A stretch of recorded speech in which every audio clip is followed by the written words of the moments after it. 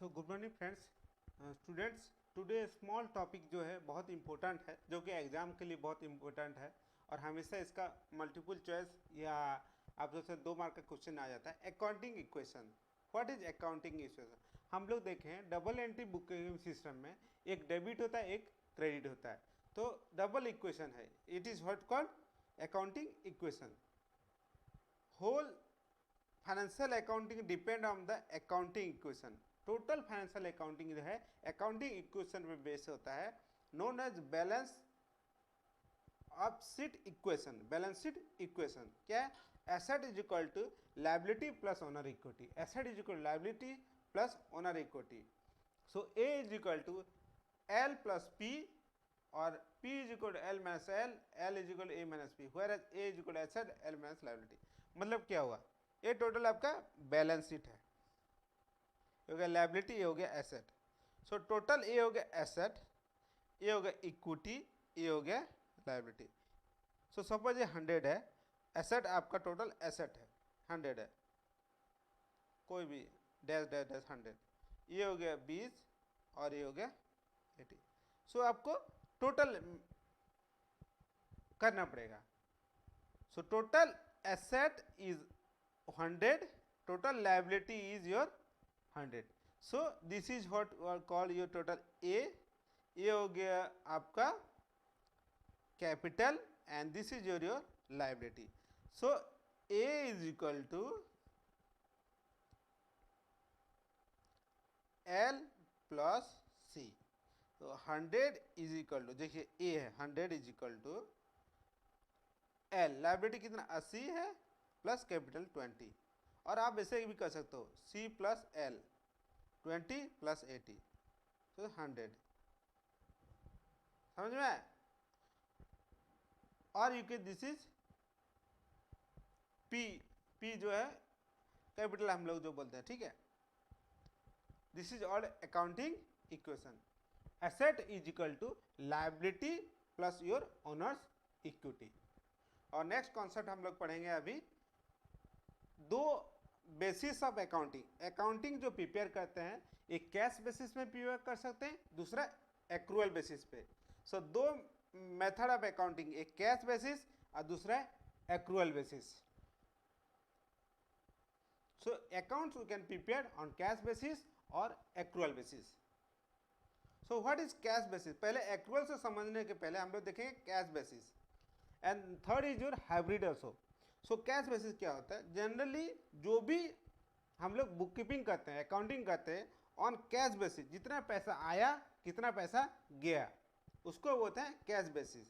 So cash basis of accounting is the method of recording transaction by which revenue और cost and asset and your liability are reflected on accounts on the period of which actually received और actual payment made. जो actual receive किए और जो actual खर्चा किए उसको बोलते हैं आपको कैश बेसिस ऑफ अकाउंटिंग। जो भी एसेट और लायबिलिटी, इनकम और एक्सपेंडिचर ऑन एक्चुअल बेसिस पे आप एंट्री करेंगे, that is your cash basis. And what is accrual basis? Accrual basis of accounting is the method of recording transaction और revenue, cost, asset and liability referred in the accounts period which they are accrue, accrue, accrue, where they are accrue. This basis include a consideration related to the deferred or allocation, depreciation, amortizations. ये सब को आप लोग consider करते हैं, and this is the basis of referred mercantile basis of accounting. जैसे हो गया आउटस्टैंडिंग और प्रीपेड एक्सपेंसेस, ठीक है। आउटस्टैंडिंग मतलब जो बाकी है, प्रीपेड जो पहले से दे दिए हैं, दैट एक्सपेंडिचर और income also considered for your preparation of accounting, ठीक है। और ये सैलरी ऑफ आउटस्टैंडिंग है या प्रीपेड दे दिए सैलरी, हो सकता है, so that also consider. Prepaid मतलब पे इन एडवांस, आउटस्टैंडिंग मतलब बाकी है। सो आप सबको इसको कंसिडर करते हैं तब आप अकाउंटिंग में, that is called accrual। and then is last is your hybrid, combination of accrual and cash method। दोनों अकाउंटिंग मेथड को आप मिला के करते हैं, उसको बोलते हैं accrual basis. So under this hybrid system of accounting, income recognized on cash basis, whereas the cash received or expenditure are recognized on accrual basis. During the accounting period, they arise irrespective of their paid. तो hybrid में क्या होता है? It is combination of cash and accrual. So basis जो difference main क्या है, इसका difference है, एग्जाम में आ जाता है. So in preparation of the accrual accounting and cash basis of accounting following aspect is consider. Basis accrual basis, cash basis. Prepared of outstanding expenses, prepared and outstanding expenses accrued on unaccrued income in balance sheet. This may be prepared outstanding. मतलब accrual में इसको आप लेते हैं, prepared outstanding expenses, accrued और unaccrued को आप consider करते हैं. बस cash basis में इसको आप consider नहीं करते हैं. You are not considered all the outstanding prepaid expenses,